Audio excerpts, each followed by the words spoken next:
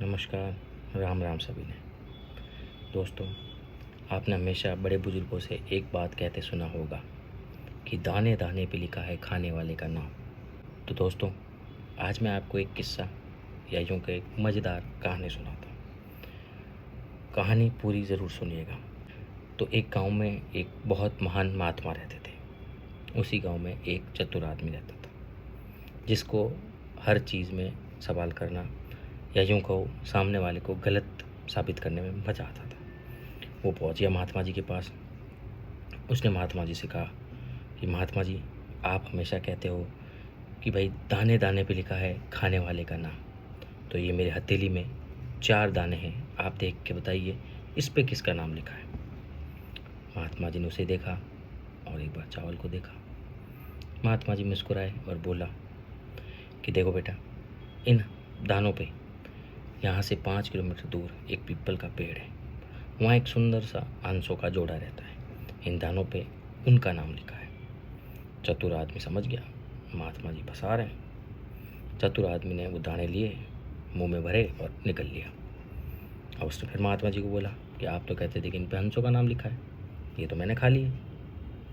महात्मा जी मुस्कुराए और महात्मा जी बोले कि बेटा, जितनी मेरी समझ थी उतना मैंने बताया और जितनी तुम्हारी समझ थी उतना तुमने समझा।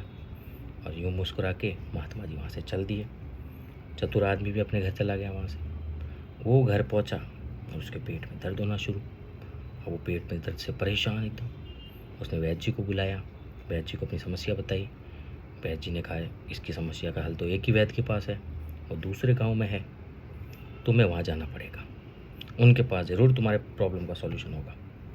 वो चल पड़ा, अपनी बैलगाड़ी उठाई और वो चल पड़ा दूसरे गांव के लिए। वो आधे रास्ते पहुंचा होगा कि उसने जोर से उल्टी करी और सारा खाना वाना सब बाहर।